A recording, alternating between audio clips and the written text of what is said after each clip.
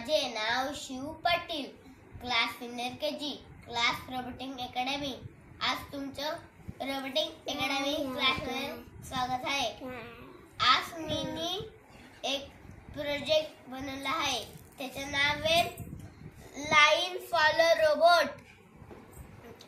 याचा यूज झाले आहे obstacle sensor, battery, 2 Motors, switch, coffee module आणि ऑब्स्टॅकल सेन्सर मध्ये एक आईस ऑब्स्टॅकल सेन्सर मध्ये एक आईस आहे. ऑब्स्टॅकल सेन्सर मध्ये एक